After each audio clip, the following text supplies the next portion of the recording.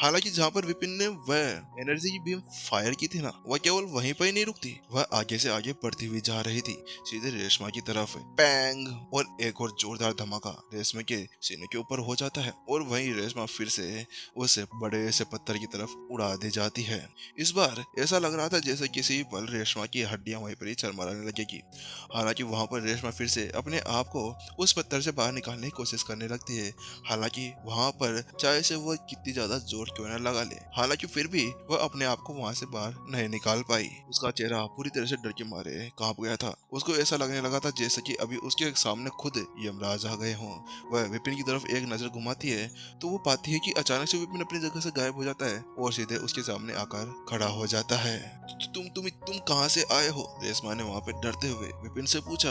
आखिरकार तुम्हारे अंदर इतनी ज्यादा शक्ति कहाँ से आ गई? रेशमा के अंदर वैसे बोलने की हिम्मत तो नहीं थी। हालांकि अपनी ताकत को जुटाते हुए वह विपिन से बात करे जा रही थी। हालांकि विपिन उसकी बातों के ऊपर कोई भी ध्यान नहीं देता, बस वह तो अपनी मुट्ठी को भींचते रहता है और जैसे जैसे वो ऐसा करता है ना, वहां पर धीरे धीरे रेशमा की हड्डियों की झरमराने की आवाजें आने लगती है। ऐसा लग रहा था कि विपिन ने अगर थोड़ा सा दम और लगा दिया ना, तो उसके साथ में उसकी हड्डियां वहीं पर ही बिखर कर अलग हो जाएगी। इसकी शुरुआत तुमने की थी, ना कि मैंने, विपिन ने रेशमा से कहा। मैं वास्तव में तुम्हें यहाँ पर कुछ भी नुकसान नहीं पहुंचाना चाहता था। हालांकि तुमने आगे बढ़कर मेरे ऊपर हमला करने के बारे में सोच भी कैसे लिया? और तुम्हें मैं बताऊं, तुम्हें जितना ज्यादा मैं सदा सादा दिखता हूँ ना, वहीं मैं बहुत ही ज्यादा खतरनाक हूँ।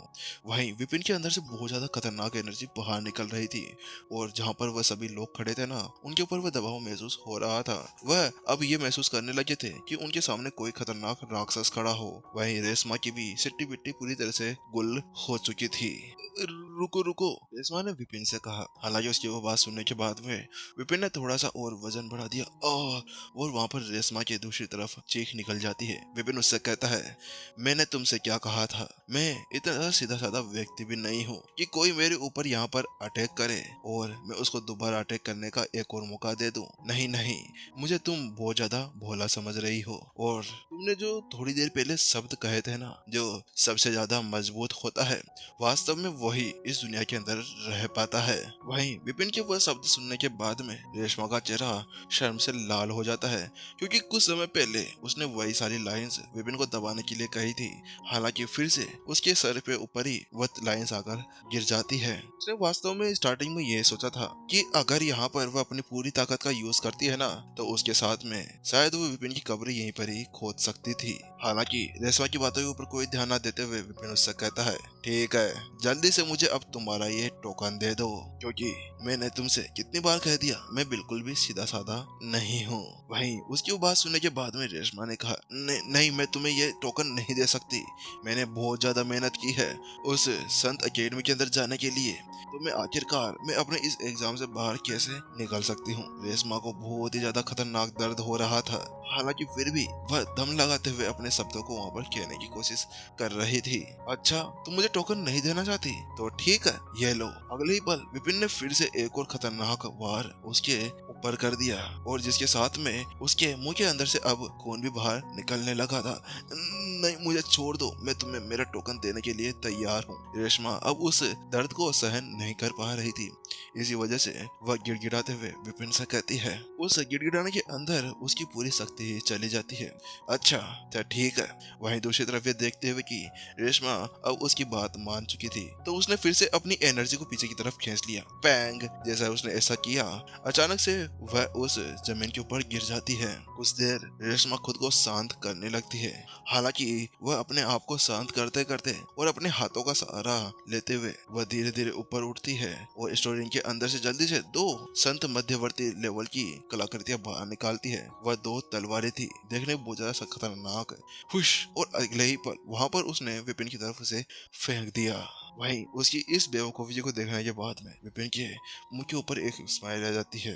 अच्छा, तो तुम मेरे ऊपर यहाँ पर पलटवार करना चाहती हो? वहीं अब विपिन को बहुत ही खतरनाक गुस्सा आने लगा था, क्योंकि वास्तव में फिर से एक बार उसको बख्श दे जाने के बाद में भी वह उसके ऊपर अटैक करने के लिए तैयार थी। उसने केवल अपना हाथ लहराया, वह ऐसा कर रहा था जैसे कि वो वहां पर चींटियों को मार रहा हो। पैंग पैंग, और दोनों तलवारें वहां से उड़ा दी जाती है और कुछ दूर जमीन के ऊपर जाकर गड़ जाती है। वहीं दूसरी तरफ एक और बार विपिन केवल अपनी अंगुली के इशारे से रेशमा को पीछे पैंग दीवार के अंदर वापस से गाड़ देता है। इस बार तो जो रेशमा की हड्डियां थी ना, वह पूरी तरह से चरमरा गई थी।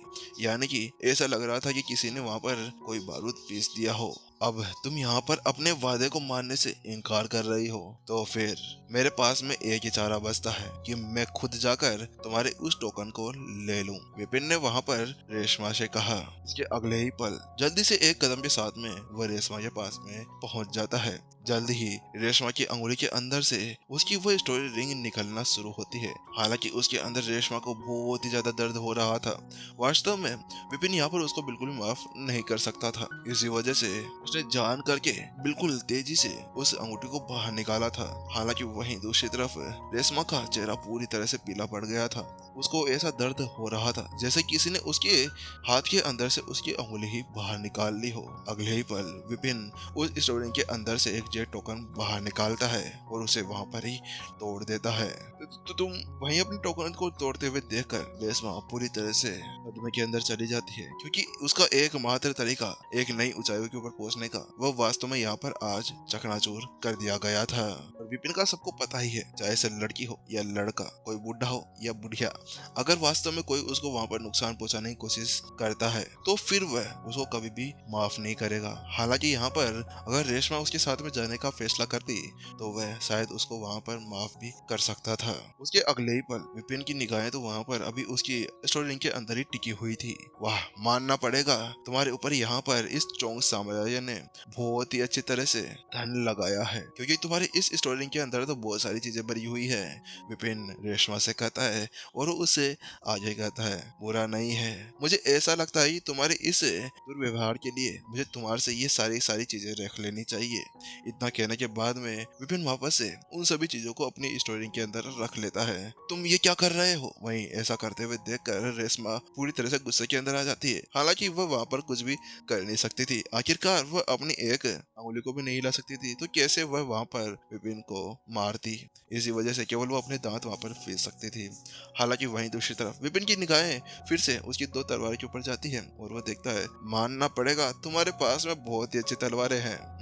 जो रेशमा की दो तलवारें थी ना, एक रेड और एक ब्लू कलर की थी, जो फायर और वाटर इंटेंट को दिखा रही थी। विपिन उन दोनों को हाथ के अंदर पकड़ता है और रेशमा से कहता है, क्योंकि वो सारी चीजें मेरे लिए ठीक नहीं थी, इसी वजह से मुझे ऐसा लगता है कि ये जो तलवारें हैं ना, ये तुम्हारे इस अभ्यास को सही करने के लिए ठीक होगी। हालांकि आगे जाकर मैं तुम्हारे से पूरा अभ्यास वसूल लूंगा, विपिन ने उससे कहा। हालांकि उसकी बात सुनने के बाद में रेशमा ने कहा, क्या तुम्हें ऐसा लगता है कि ये सभी तलवारें तुम्हारे काबू के अंदर आ जाएगी?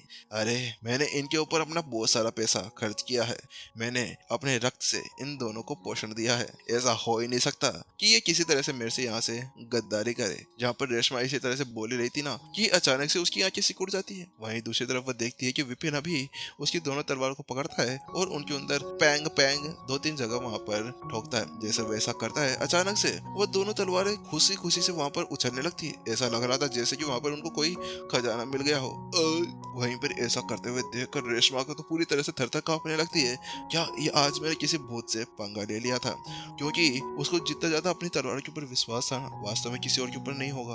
और एक पल के अंदर ही वहां पर विपिन ने उसकी दोनों तलवारों के ऊपर अपना काबू पा लिया था।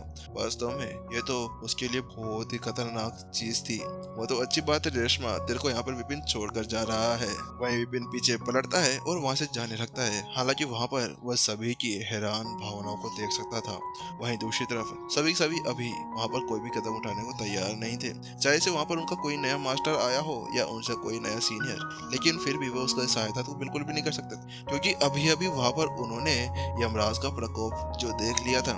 इसी वजह से सभी ने अपने अपने पैर पीछे की तरफ कर लिए और सभी तलवारें भी अपनी अपनी जगह पर जाकर छुप जाती है। कोई गड्ढे के अंदर, तो कोई जमीन के अंदर, तो कोई पेड़ के पीछे। वही विपिन ने वहां पर उनके ऊपर कोई भी ध्यान नहीं दिया, क्योंकि वह जानता था कि फालतू में अभी उसके पास में टाइम बर्बाद करने का समय था ही नहीं। इसी वजह से जल्दी से वह एक पत्थर की चट्टान के सामने चला जाता है और वहां जाकर फिर से अपनी साधना को शुरू करने वाला होता है कि अचानक से एक आवाज आती है, मास्टर मास्टर, आपने ये कैसे किया? भैया आप तो वास्तव में बहुत ही ज्यादा शक्तिशाली है।